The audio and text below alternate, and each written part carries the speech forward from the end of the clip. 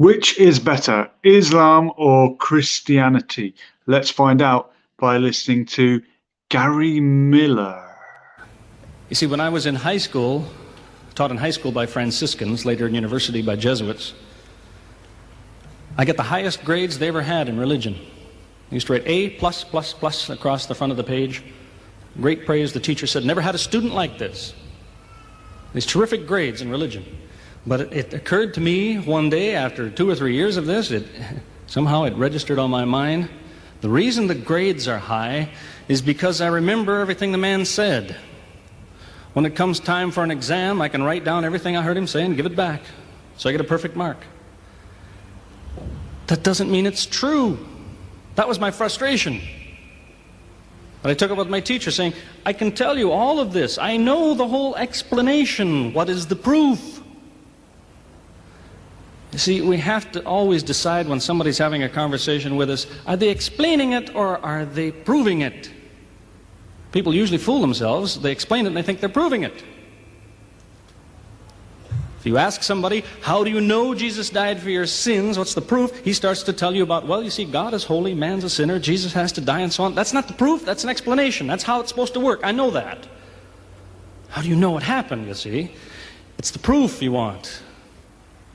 In the Catholic Church, I couldn't find that proof, because they tend to look to authorities other than the Scripture, the Bible. Don't be confused. If there's one thing I wish I could hammer into everybody's head, it's this idea. Explanation is not the same as proof. I asked a man the last time I was in Australia. Same thing. I said, how do you know man has to have his sins redeemed? And he said, well, God is 100% holy. 100% holy. You are a sinner. God cannot deal with you directly because He is 100% holy. You are a certain percentage sinner. It's an explanation. It's an explanation, but is it true? See, think about it. If I told you that in New York City is the holiest man that ever lived, I could talk about him for an hour maybe, and I build up a great reputation. I say, he's the holiest human being that ever lived. Finally, maybe you'd say, well, I'm going to save my money. I want to go to New York City and meet him. I want to shake his hand. And I'll tell you, no. He won't even let you come in the same room with him. He's too holy. You can talk to his secretary, but he couldn't stand to look at you. He's too holy. Now what do you think of this man? Is he holy or is he crazy? See, an explanation is an explanation. It may or may not be true. Its proof is something else. What I wanted was proof. Did Jesus say so? I got into a discussion with a man who used to have a radio program on the Bible. And so I asked him if he could prove to me some of the things he believed. He said, I don't have a Bible. I said, I have one here. I put a Bible, which is called a red letter edition. They put all of the words of Jesus in red ink. And I'd ask him, do you believe such and such? And he'd say, certainly, here's the proof. And he'd open up the Bible and he'd read me something from the black ink. And I kept saying, no, show me in the red ink. Did Jesus say that thing? I said, I know Paul said it. I know this and that and the other thing. Did Jesus say that thing you tell me you believe? Well, he kept stroking my Bible like it was a pet cat. He was very fond of it. But I kept pushing that way and pushing. I kept saying, did Jesus say it? Suddenly he didn't like the Bible anymore and he threw it back in my face. He said, you know what your problem is? You won't believe it unless Jesus said it. Yes, that's my problem. It should be his problem.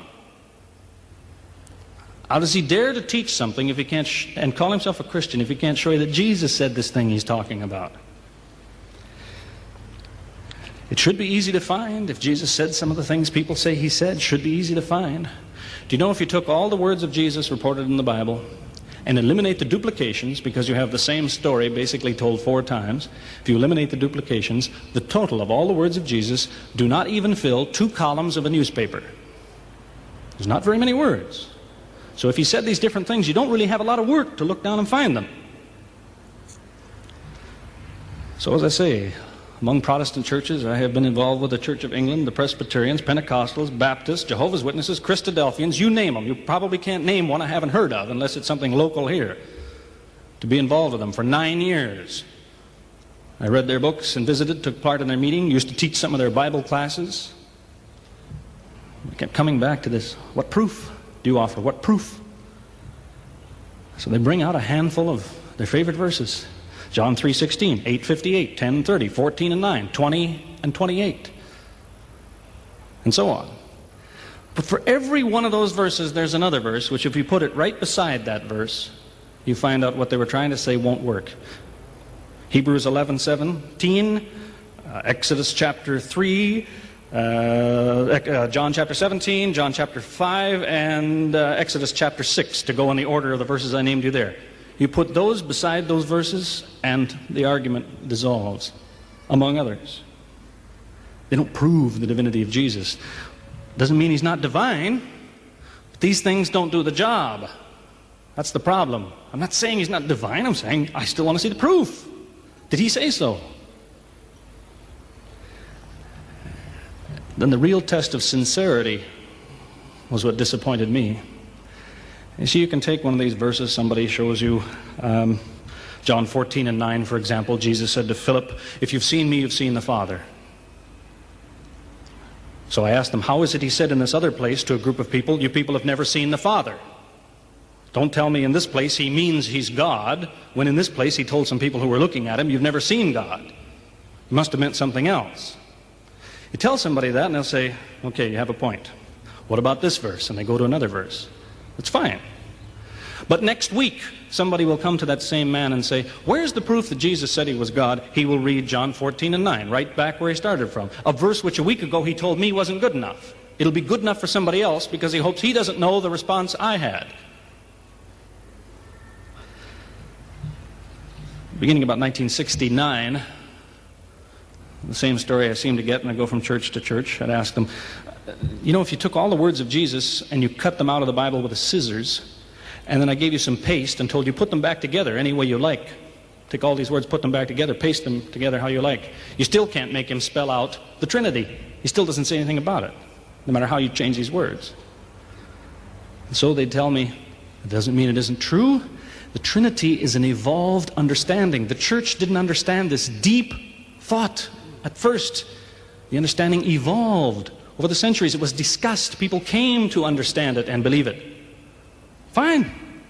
But if that's what you say, you shouldn't say, on the other hand, Jesus used to preach it. If you tell me people didn't figure it out for 200 years, don't tell me Jesus preached it. And so they would say, no, he preached it, but it's not in the Bible. He used to preach it to his disciples. He told them about it. Well, in the 18th chapter of John, Jesus says very clearly, "I taught nothing in secret." He said, everything I had to say, I said in the marketplace. He didn't tell his disciples any secrets. More solutions are offered to me. People told me, your problem is you're not spiritual enough. Believe, then it's easy. Believe. But you see, a person can't make themselves believe if they know better. What sometimes happens to human beings, they get a pain, so their head is hurting. They go to a doctor, they tell him, I've got this pain, it won't go away. The doctor makes some tests, a full examination, maybe some x-rays, and he finds there's nothing wrong. So he realizes the man's problem is mental. It's an imaginary pain. He doesn't tell the man that. He gives him a placebo. There are things that look like pills, but they're only milk sugar. Just sugar. He goes to his patient and he says, we've made some tests, this is the medicine you need. Take these pills and in one day your pain should stop. It almost always does. Because the man thinks he's getting some medicine. And so his mental abilities get rid of the pain. That's a placebo. It works that way. I can't do the same thing with belief, though. I can't manufacture it. You see, if the doctor came to me and he said, you know, your problem is mental. I have some sugar pills here. Believe that these are medicine with all your heart. Believe they are medicine. Try very hard. And when you believe that they are medicine, the pain will go away. I can't do it. He told me they're sugar. I know better. So in the same way, it's not satisfactory that somebody comes and he says, believe, believe, believe. How can you believe if you know better? Faith overcomes, people told me. Faith overcomes. You must be born again. And that I took a real interest in. You must be born again. The amazing Gary Miller, challenging some of the beliefs that Christians seem to have that are not actually found in the Bible. He said if you took all the words of the New Testament, you couldn't spell out the Trinity. And not all Christians believe in the Trinity, actually, but I would say the majority do. How you doing, Pete? Welcome along. Thank you for joining me. Thank you. You're welcome. Have you seen that clip before? Have you heard of Gary Miller? No. He started his life out as a Christian and made his journey to Islam, but along the way, I think he would still claim that he was a Christian because he was still a follower of Jesus and was, in his mind, trying to guide the followers of Jesus to follow Jesus onto the next revelation, being that was revealed in the Quran. Yeah. I really like the way that he puts his points across. These were talks in South Africa with Sheikh Ahmed Didat, who has passed away now. I don't know if Gary Miller is still alive or not, actually. He would be a very elderly gentleman now if he is. But this was a time when there was lots of heated debate between Christians and Muslims, but very, very respectful. The debates that you see these days, respect seems to have gone out the window, or maybe that's because most of the debate is happening online and people don't really seem to have much respect online. All the Christians I've ever met in my life have been very decent, kind and respectful people. But then you see what comes out online and it's like they love to, but it goes both ways, not just Christians. Christians and Muslims seem to be trying to play this game of one-upmanship rather than just accepting each other and appreciating the fact that they're all believers in the one God, whether you believe in the Trinity or not. Let's have another look at Gary Miller. You ready for part two, or is there anything you want to mention about what he said in part one? Well, I would just say it depends what you mean by proof, because different kind of evidence or different proofs can be effective for different people from different points of view. That's true, yeah. For those who believe no proof is necessary, for those that do not, none will suffice. Yeah, it depends what you mean by proof. I mean, proof can be a very subjective thing. What's proof for one person will be insubstantial and no reason to believe somebody else. Doubting Thomas wanted to see the hands. Let's see what Gary Miller says in part two. Yeah. Faith overcomes, people told me. Faith overcomes. You must be born again. And that I took a real interest in. You must be born again. I want to know, how does this work? Where's the proof in the scripture? It brought me Romans chapter 8. It's very interesting. Romans chapter 8, Paul says, if you are born again, what happens is the Spirit of God comes into you and it tells you that God is now your Father, and so you cry out, Abba, Father. So this is how it's supposed to work. It's fascinating. I gave that a lot of thought. But I got to thinking about this word Abba. It's unusual. It means father in Aramaic. So I looked up the word Abba. Where else is it in the Bible? Well, there's only one other place that Paul talks about Abba. I'll let you find it for yourself. One other place he talks about Abba. And in this place, he also talks about how it is that this thing works. He says, the Spirit of God comes within you. You become a child of God. You call out to God, Abba, Father. Now God is your Father. And he goes on to say, now you have a new mother also. A new mother. God is your Father and you have a mother. Since 1969 till now, 15 years, I have yet to meet someone who's born again and ask them, who's your father? They say God. I say, who's your mother? They don't know. Why not? It's in the Bible. It says you have a new mother if you're born again. Why did the Spirit of God, when it came within you, forget to tell you who was your mother? It's there. Let you find it. It's there. It's important. You see, in Islam, if you call a man a liar, you better have proof, or you're the one that's in trouble. If somebody over there calls me a liar, he better have proof, you see, unless he's not a Muslim. If other religions permit you to call that name without proof, that's their business. Now, as I say, for many years I went directly to priests and ministers. From about 1969 till 77, thereabouts. And round we go. I don't want to bore you with a lot of the conversations, but they go around in tiny little circles, and it's disappointing. People ask me, they say, who was the father of Jesus? I say, he didn't have a father. And they say, well then, you see, Mary is the mother, God is the father. So I would ask, do you mean Mary is the wife of God? No, they're horrified. No. God is the father, Mary is the mother. And I'd ask, you mean his parents weren't married though? No, God doesn't take a wife.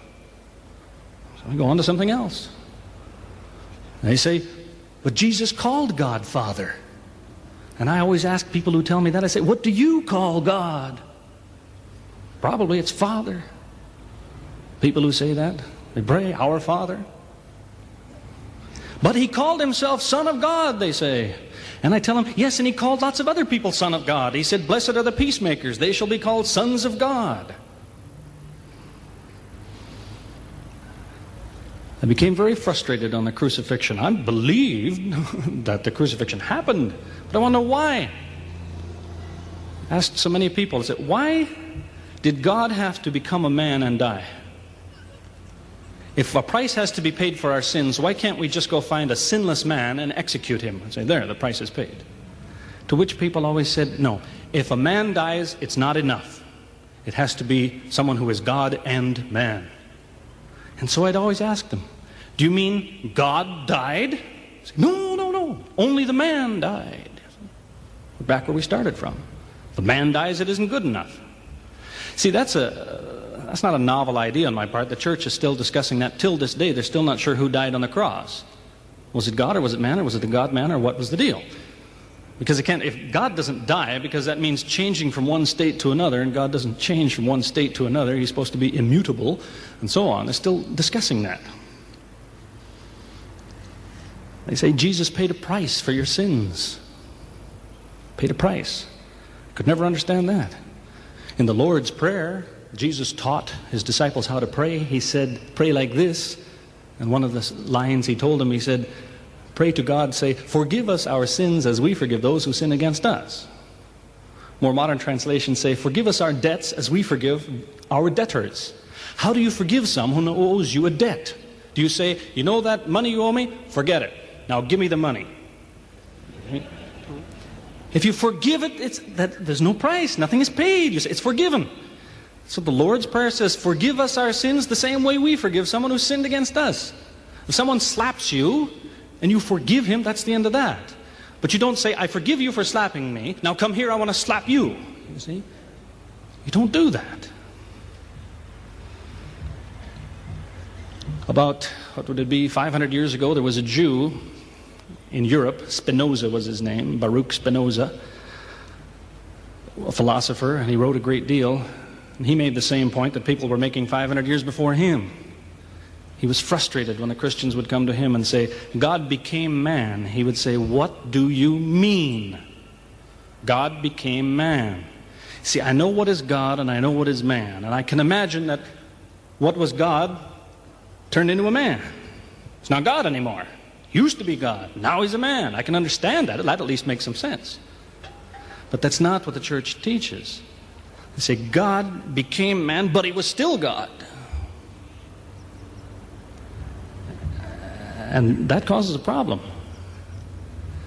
You see, if I have a ball of clay and I squeeze it and I put corners on it and I make it into a cube, I can tell you, you see, the ball became a cube, but I can't tell you, don't be fooled, it's still round. See, if it was one thing, it became another thing, it's not that thing anymore. They solve that by putting a label on it. They call it diophysitism. Doesn't prove anything. It means two natures, diophysitism. That's an old trick. When you don't know the answer, put a label on it. In ancient Greece, the Greeks, 25 centuries ago, came to their scientists with a question. They'd observed that you eat food, it goes through the system and some of it comes out.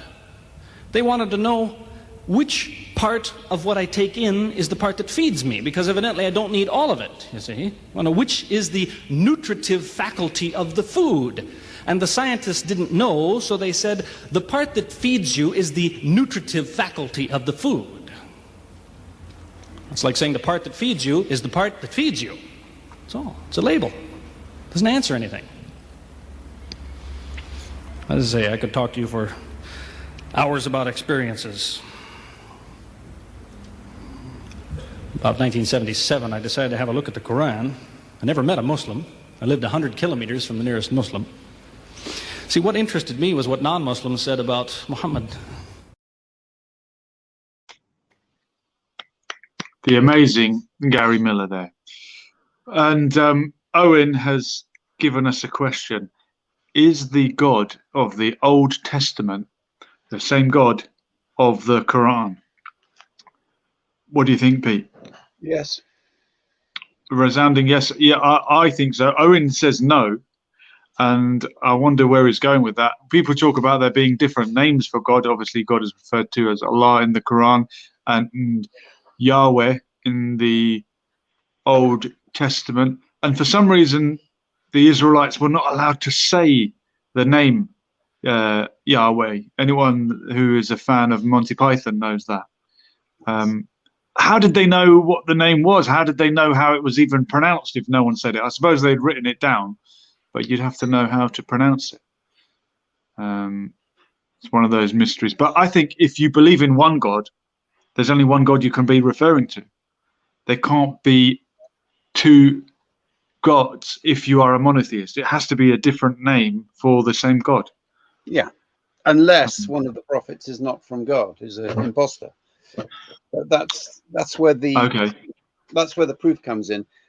How do you decide in your own heart whether you think somebody who claims to be a messenger from God is genuine or not? That's the big question, I think. And I think you said it before, didn't you? You shall know them by their fruits. Yeah. But look, I think Jesus even, said, yeah. Let's say, if you are a Christian, you believe in Jesus and you reject Prophet Muhammad and you say, I don't think that was a revelation from God. I don't think that you have to consider the other prophet an imposter. You can just say, look, it's someone else with some ideas. He might be mistaken. Do you have to go as far as declaring someone an imposter? That sounds quite sinister. I was just being sloppy with my language. That's all right. No, whether you believe somebody is a messenger from God or not, or if they're not, what's the explanation for them claiming to be a messenger from God? So, and what's the explanation for millions of people following them? Well, yeah, I mean, the people following the messengers, they have a variety of reasons for why they believe what they believe. Yeah, what feels right for one person might feel different for someone else. Yeah. And I think all religions came at different times in different parts of the world. And if you're still in that part of the world or still in that mindset, then it might feel right for you. Other people in a different time, in a different place, other things might feel right for them. But if you're worshipping the one God, surely we can all share what we have in common rather than focusing on the differences. I put the title as what's the best religion, Christianity or Islam? That was me being, what did you call it? Lazy with my words, sloppy with my words. Oh, it's an interesting point, though. I mean, I think Christianity and Islam both have things that the other lacks. Interesting. That is very interesting. I think they complement each other in some way. Yeah. There is the scholar that you mentioned. He said, I came to the West and saw no Muslims, but I saw Islam. Oh, yes. I don't know his name, but he was from Al-Azhar. Do you know, I found him.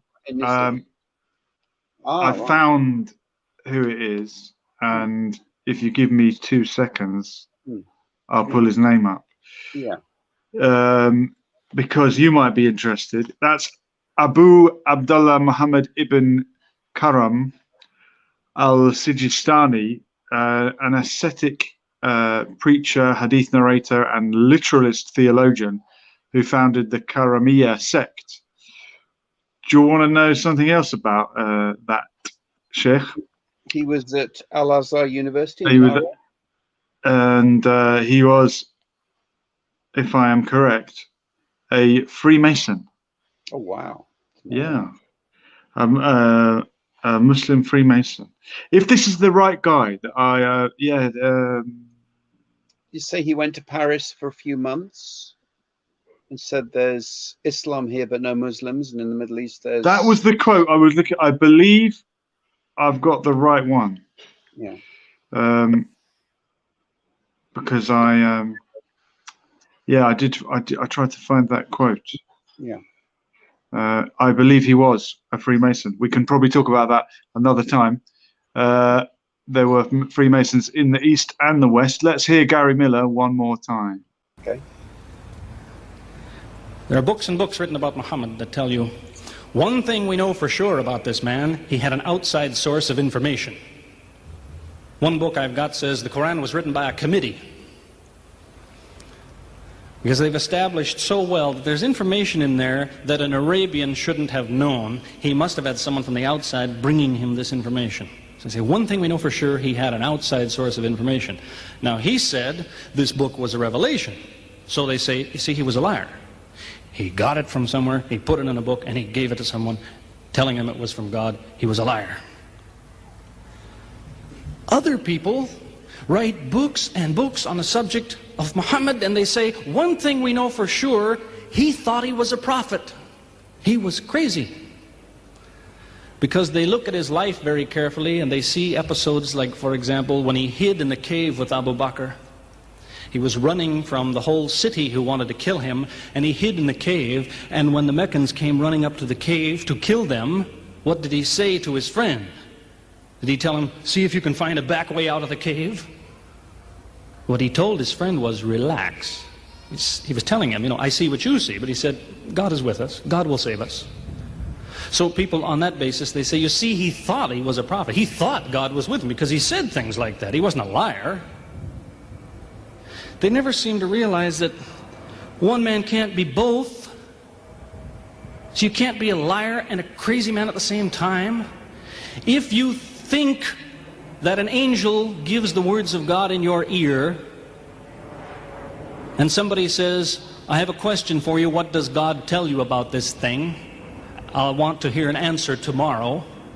If you're a crazy man, if you think an angel whispers in your ear, then you don't sit up that night thinking, what will I tell him tomorrow? What can I find? Who knows the answer?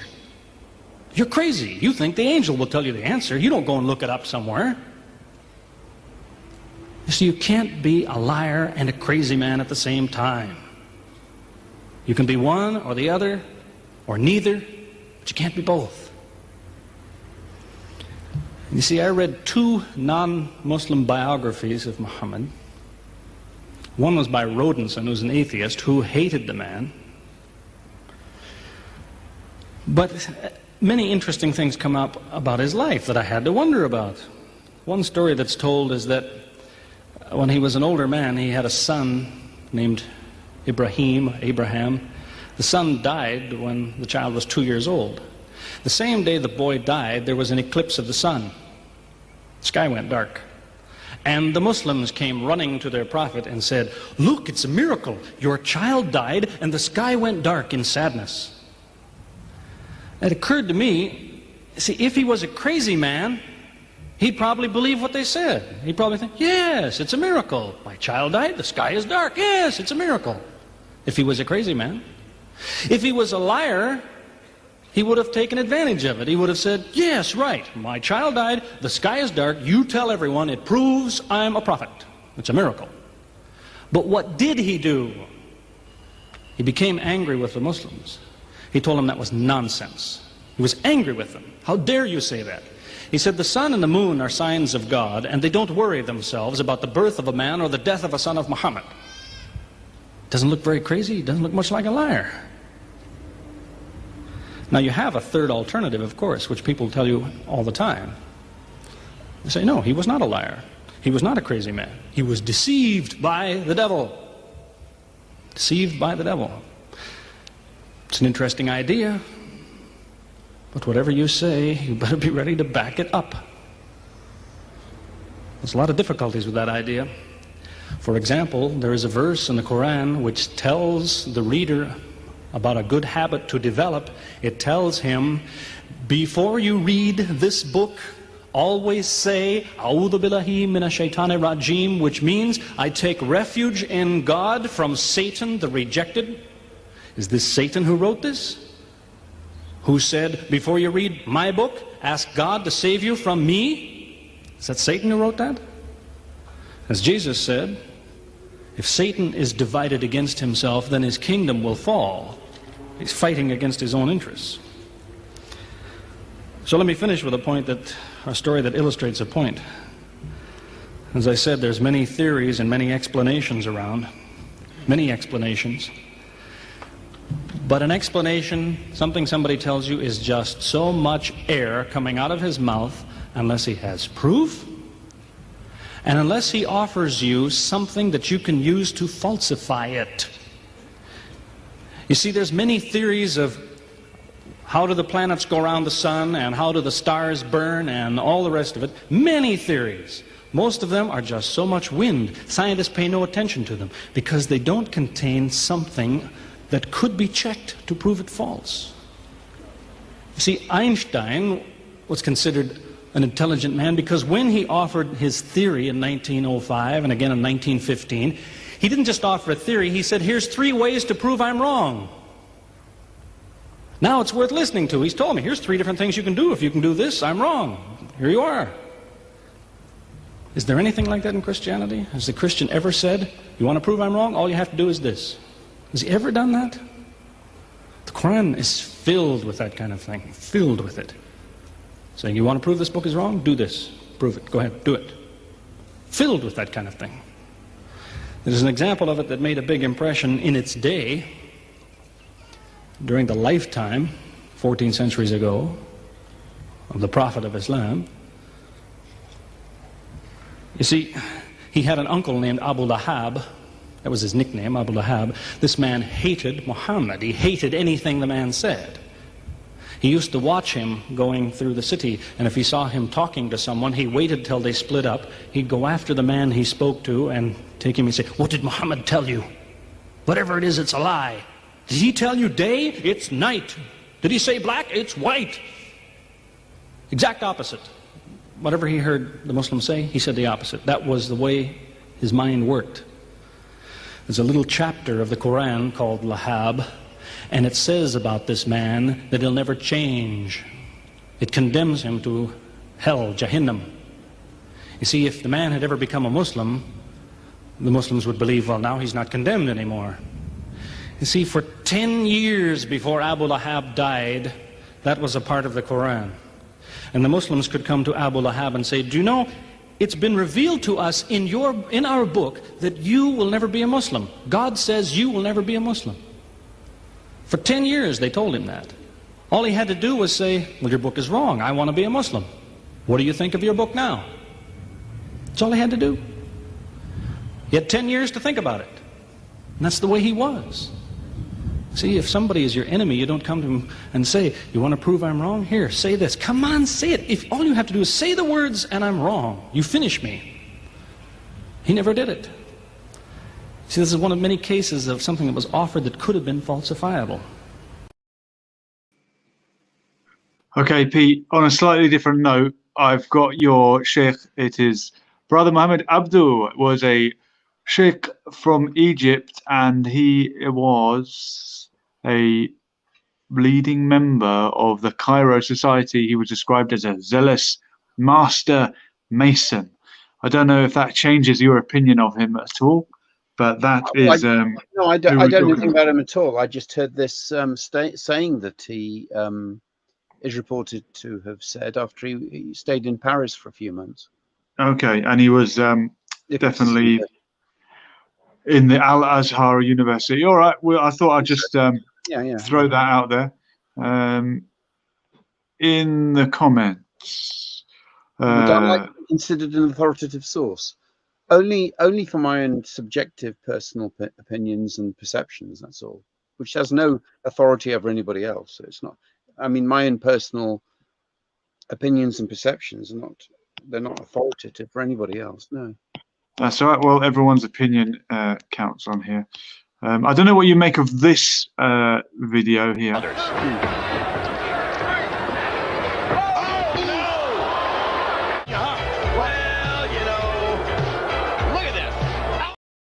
Boom, you notice it's got the similar video quality that we just saw. Let's watch it.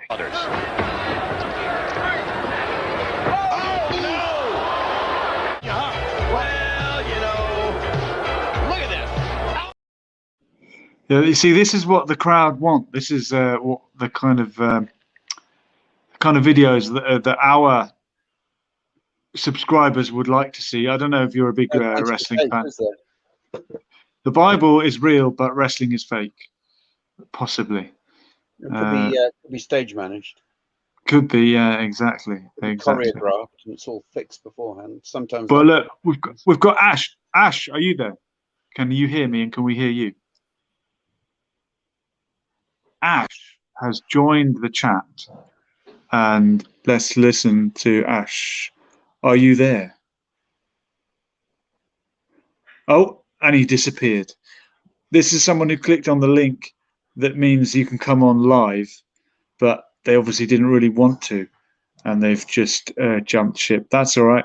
Anyone else wants to jump in and cast their vote on which is the best religion, Islam or Christianity? It's still neck and neck in the polling. Jump on and make the case for your own religion. And we can decide it once for all. Same as the Super Bowl and that soccer thing. You UK Brits are crazy about. Peter Bills, what country are you in? Are you watching us from the United States? Come and jump on, Pete. We'd love to hear from you. Oh, is there only room for one Pete on this show? No, I don't know. A very common name, lots of Petes. Peter, what does it mean, Peter? Rock. Petros is rock. I think the original Aramaic name was Cephas, Cephas. Interesting. Of course, have you ever been to Jordan in the Middle East? No. The #1 tourist hotspot in Jordan is Petra, exactly. Yeah. Which I think is where they shot Star Wars. Aha. The Rock scene, and of course, The Rock is a wrestler. Just bringing in our wrestling fan base here. I wonder how he came up with the name, The Rock. Dwayne Johnson. He's an actor as well, isn't he? Yeah, he is. And like another wrestler became an actor, Jesse Ventura. He's also independent governor of Minnesota. And also a nut job conspiracy theorist, is he not? Very much. Oh yes, absolutely, yeah. Because he discovered a lot of shenanigans going on. Yeah. I remember seeing him on George Galloway's show, and George was telling him he should run for president. Yeah. They could probably wonder why has he ever tried? Well, he was governor of Minnesota, and he was really quite hounded a bit for not being a member of either of the big two parties. Oh, really? As an independent? Yeah. And he was elected. Yeah. He wasn't re-elected because the establishment undermined him a bit, I think. What happened to the other governor, Arnold? Is he still a governor of California? No, he isn't. No. What is he now? Just retired? I don't know. Strongman. I came to California with nothing, and California has given me everything. That's my terrible. Well, he appeared on. I think he appeared on the Graham Norton show, and he said that he felt very privileged to have been governor of California and to be in a position to try and serve the people of California in that position. So he felt. And he was a Republican. Yeah, is that right? And is California? It's usually a Democrat state, isn't it, or liberal? Seen as a liberal part of the world, is it Yeah, not? yeah, I think so. Yeah, I wonder how he managed to don't know. become the governor. Details. Yeah, don't know. Do you think big, strong alpha men like Arnie, like who's the other guy, Jesse Ventura, tend to be more on the right wing of things? They tend to be more sort of individualist rather than collectivist. Don't know. Don't know.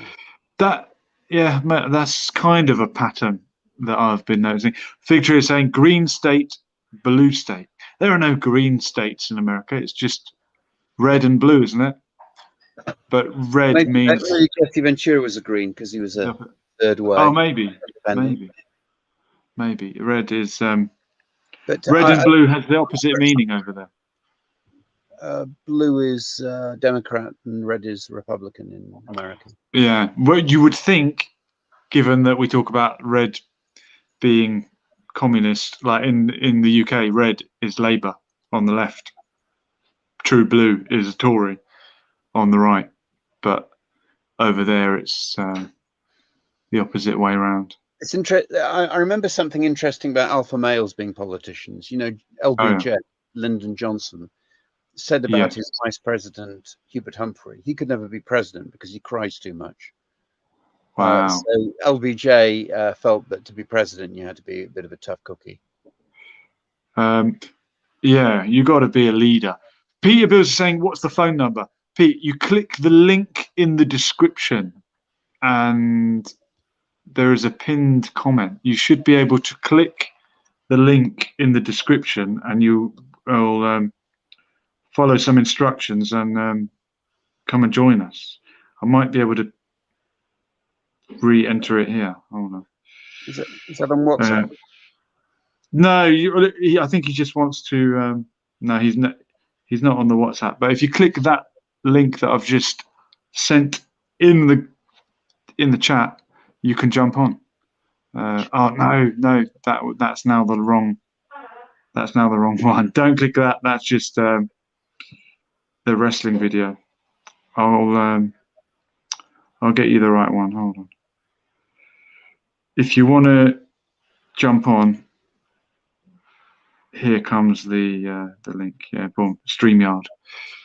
And I think we've got him. Pistol Pete. How you doing, my friend? Can you hear me? Loud and clear. Where are we hearing you from? Oh, excellent. Let me mute some things. Yeah, mute whatever you've got on in the background if it's going to be a distraction.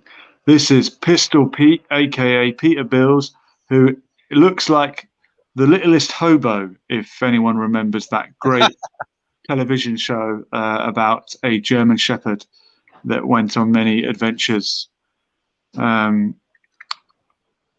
was the tune? What was the song? Great memories there. Did you ever watch that show, Pete? Probably didn't have it in America. The word hobo and with a dog rings a bell, but very, very vaguely. Yeah. Very vaguely. Yeah. Yeah. Ho and dog. So hobo and dog makes for a great show. I remember the Whirly Birds about it. Big Tree's got it. There's a voice keeps on calling me. Round something where I'll always be. Good answer. Every step I make, I make a new friend. I'm home again. Something like that. Can you not hear me anymore? No, I can hear you. I'm just getting carried away. What did you make of the speech from Gary Miller? Well, to tell you the truth, coming from the United States, we are completely politically illiterate of what's going on in the UK or the EU. Okay. Interesting. You're living in a bubble. Yeah. Do you own a passport, Mr. Bill? No. Pistol?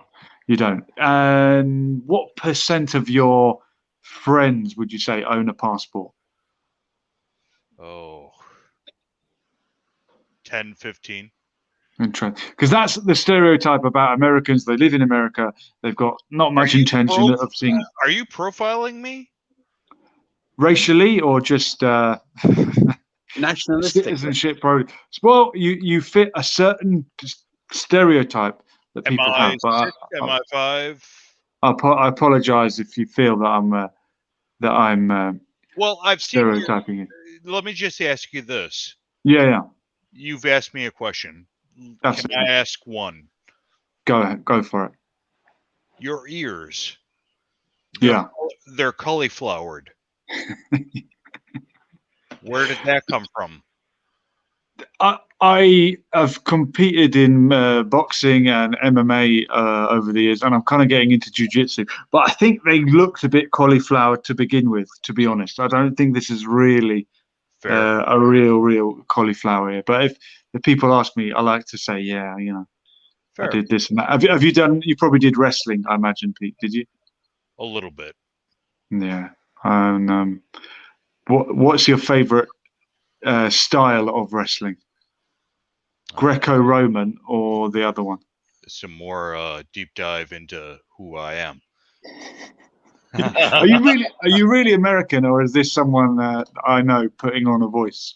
Because I know some people. Does my accent sound American? It does to me, but Pete, I have an untrained ear. Pete, do I sound? For me, it sounds North American, definitely, because I can't tell the difference between Canadian and American. Exactly.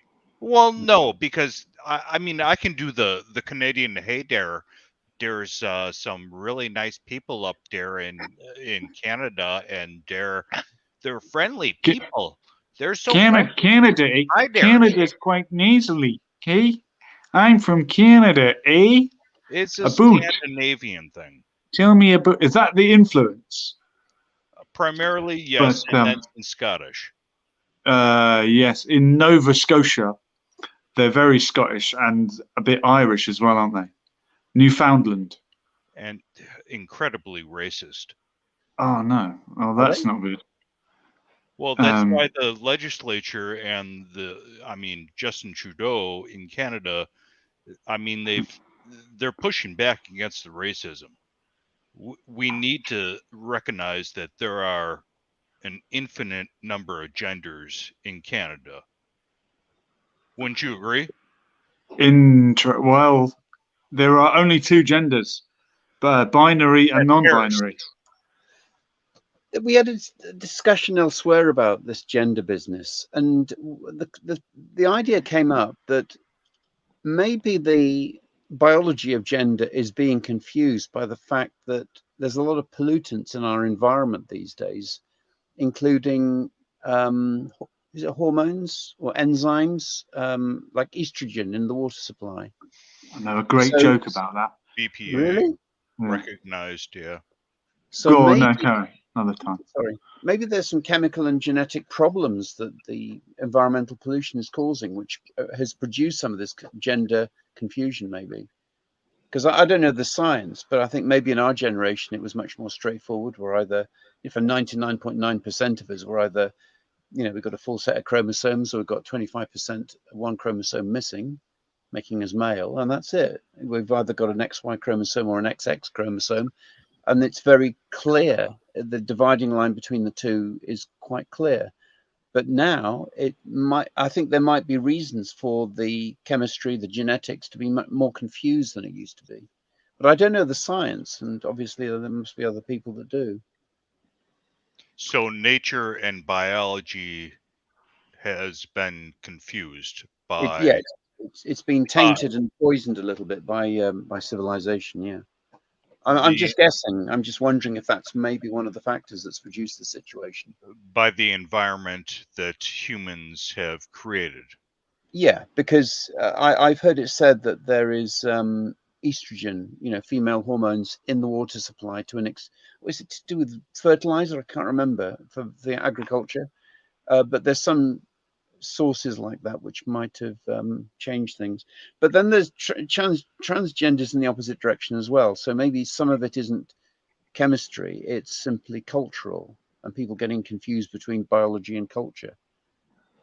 That might be a factor as well. Yeah, I would understand that, considering, I mean, okay, so Muslims, Islam, Saudi Arabia, we look at, and I'm not advocating for throwing. Oh, he said Islam and Saudi Arabia, and all of a sudden we've lost his mic. I did not do that. Pistol Pete, if you're hanging in there, we lost you temporarily. I think what he's getting at is that. Are you there, Pete? Pistol Pete? Am I still here? Yeah, Yes. we lost you there for a moment. You mentioned Saudi Arabia and the sound cut out, but go again. Okay, so throwing the extreme opposite of pro transgenderism, throwing people off of the tops of buildings. Oh, yeah. This is what people are told on the far right in America, and I don't think that's really true. I think it may be suppressed in Saudi Arabia, and that may be fine. My personal opinion aside, and then we look at the left and in Western nations, and it's accepted. Let me ask you this: in Western nations, how many cultural institutions have accepted it as normalcy, where the previous cultural hegemony was that a man and a woman was normal? Now, what is cultural normalcy considering sexuality and gender and sex? It's that there's an infinite number, which is crazy, in my opinion. But I don't know. What do you guys think? Go on, Pete Baldwin. Well, I think in my generation, the situation was fairly simple and clear, that you're either born with an XX chromosome or an XY chromosome. You're either male or female. And the only question, the question wasn't about biology. That was fairly fixed, which may not be the case now. I don't know the science, but the culture was up for grabs. So, I mean, you know, I grew up in the 60s. I was 10 years old in 1965. So for me, with John Lennon and David Bowie and people like that, there was a lot of discussion about, okay, you're biologically male. What does that mean in terms of culture, in terms of personality traits or character? And there was discussion about, well, you don't have to sign up to all the usual traditional male qualities of being a tough alpha male military type guy. But talking of which, good evening, Mr. T. Triple T. Sir. How are you? Welcome, sir. Sorry, you said alpha male and there he popped up. As you were saying, Pete. Yeah, so for example, my father was a bit of a alpha male. He wanted to control everything and have all the limelight and not let anybody else be heard. But my grandfather was a gentleman. He was out of place in a way. He was decades ahead of his time. Maybe it skips a generation then. No, you balance it out, yin and yang, or two. Well, his own father was a bit of a blighter, so he reacted against that by treating his mother, his wife, his daughter, who was my mother, with great respect. So he was a kind of feminist before feminism was invented. So he was a gentleman. He was gentle. And I took him as my role model, and I rejected all the butch alpha male military type traditional male qualities as being just bullying. Welcome, Triple T, aka OMRX. What's your dad like? We've just had Father's Day. We might as well celebrate the fathers, whether they were strict, tough alpha males or, you know, metrosexuals. What was your dad like, or is your dad like? Is he still with us? Well, before I get to that, I just want to say, just mention something about what Pistol Pete just mentioned. Yeah, sure. Regarding throwing people off the buildings and the punishment. I'm not sure if he's aware, but I'll be very careful and astute with my words. Listen, don't mention the war. People I have once, to but be. I think I got away with it all right. Go on. being a bit graphic, 4 people have to see penetration for it to be accepted in a court of law for punishment. Now that's impossible. How on earth, if someone's going to do that, they're going to do that privately. And so I'm not sure how on earth someone actually accuses somebody else of being so and so, and even that punishment, you know, how that's going to be carried out, because it's literally impossible. Can I respond? Go on, Pistol Pete. So, like I said, this is a perception. It's I've not seen anything of it, no videos. I mean, I've seen videos from ISIS that perpetrated or tried to show people being burned in cages, and I'm, but at the same time, I hear things, and I don't want to. I want to broaden my perspective, and I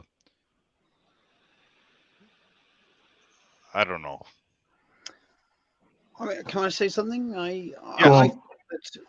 I've heard one of my acquaintances in my Muslim group, OIBI. No, don't call it OIBI. OIBI, Oxford Institute of British Islam. That one of my friends in there, she said that she'd seen a video of this, of ISIS people doing this to someone who was accused of being gay. And so I'm so sorry to interrupt, but how on earth would they have known he is that?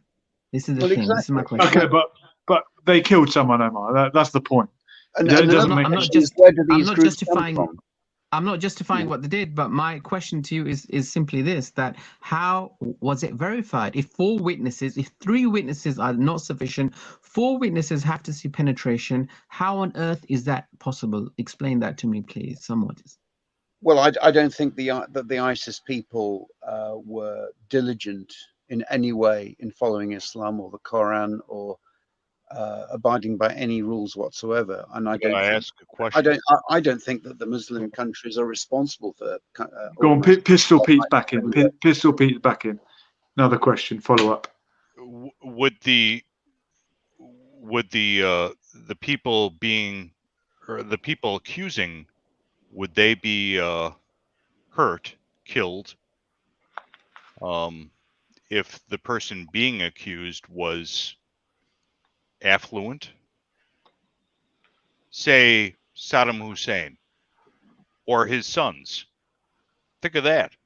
Saddam Hussein's sons did atrocities, some really crazy crap against women and who knows whoever else. What did they face any consequences? I mean, eventually they did, death. But I mean, legally, within the Iraqi legal system? So Iraq was a secular Arab nationalist republic under Saddam Hussein, and the people being executed at those times were the Islamic fundamentalists. They were very, very kept down, and if you were a strict Muslim with a beard or seemed to be praying a lot, you would be at risk from the Ba'athist regime. They were against the Muslim Brotherhood. They were against the Salafis. Things have changed now. Now Iraq is a Shia majority government who, again, are still against those religious Sunni Muslims, but also against the former Baathists who would be secular. So look, the Middle East can be a very brutal place at times, unfortunately. Some of that brutality has been in the name of Islam. Some of it's been in the name of Arab nationalism, and a lot of it has been in the name of Western imperialism. It's a war zone. Is that because it's a crucial part of the world? Is it because it has a lot of resources that people want? Yes. I don't know what you think about that, Pistol Pete. Is that a fair response? Yeah, absolutely. 100%. I'm trying to, from my American perspective, Yeah. connect with you. Like you said in my comment that I left for you a couple days ago, 4 days ago, maybe, connect across the pond. I need to understand better. And what I'd like to do at this time is just take, it was good that we connected. Yeah, Pistol Pete, if I could just ask you one thing before you leave.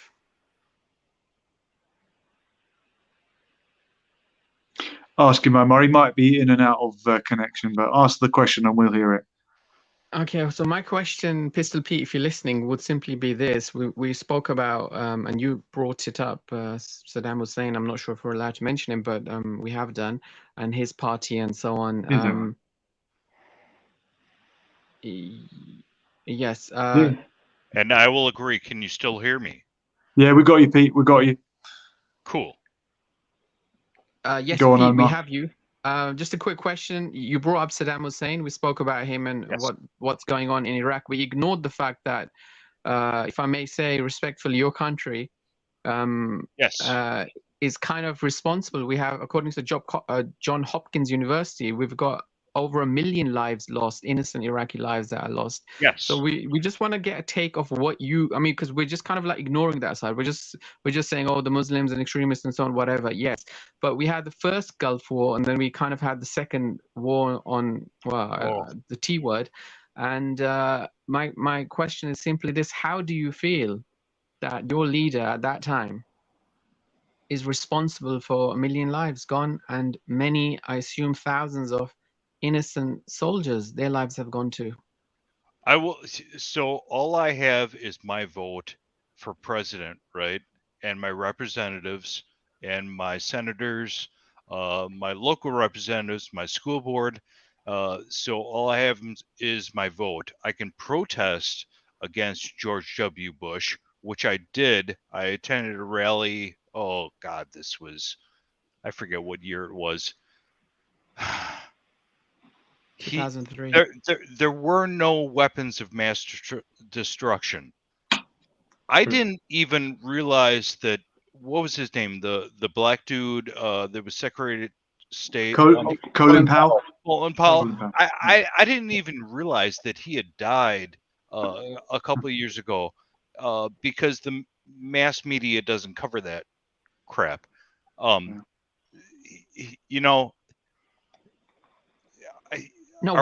So Pete, the channel that we're on right now, can I say military industrial complex?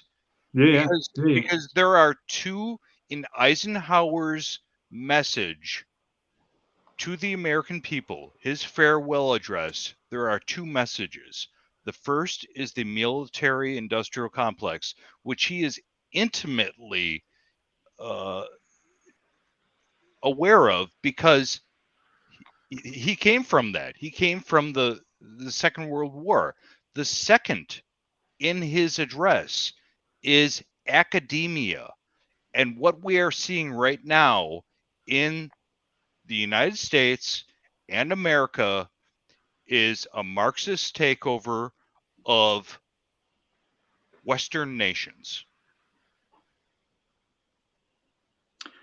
Marxist. Yes. Interesting. Okay. Well, Marx has been dead a long time, but there are many forms of Marxism. In addition, if you mind, if I can ask you quickly, Pete, I know you have to go. Yes. Simply this: you mentioned that the people are being thrown off buildings and so on. We hear about it, and regarding I'm not justifying that group that you mentioned that put a person in the cage, but that person, the one case that we know of. I'm not justifying anything. Perhaps they did it thousands of times. I don't know. But there's one particular case where a pilot was from Jordan. He was dropping bombs on indiscriminately all over Iraq. When they caught him, they put him into that cage. I know of one story as such. I'm not sure. I think our friend here also knows about that. But my question is simply this. We spoke about the terror on one side, Islam and Islamic fundamentalism and so on. We're not really giving the same credence. That party is not responsible for 1 million innocent lives gone. You're putting us on our side, the democratic side, We are we not? You're putting things into perspective, which is great. And I understand it completely. I mean, I'm living on a continent that's separated by 2 oceans, would require immense, I mean, we're not talking Normandy, but the United States Navy in the Middle East, what they've done for the past how many decades, it's an injustice. It's really, and personally, I'm voting Donald Trump in 2024. And if you want to cut me off because of that, No, I not at all. understand. That's all right. Because I think that 45 represents, he wants to draw back. But personally, the Monroe Doctrine, the United States needs to concern itself and invest in the Western Hemisphere, South America. I don't know. Does that make sense? What about RFK Jr.? Just very briefly, and then I'm going to let you go because we got to go too. What about RFK Jr.? Yeah, absolutely. Let me go, please. RFK Jr. is rational. He's reasonable. Yeah. I don't know where he stands because the mainstream media is not covering him on climate change. Yeah, it's all right. You don't have to say the other things that he doesn't like, but it's okay. Nuclear energy. Listen, don't mention the war. I mentioned it once. Look, we're all going to go to bed, but I'm going to pick it up next week, Pete. We'll be live on Monday. I hope you can catch us. Really appreciate you jumping on, Pistol Pete. Great. Thank you. Really, really good addition to this. Thanks for Pete Baldwin, thank you. Omar X, thank you. And Pistol Pete. Join you again next week on Monday. This has been Lessons for Life. We're here. Woo! We're gone. Laters.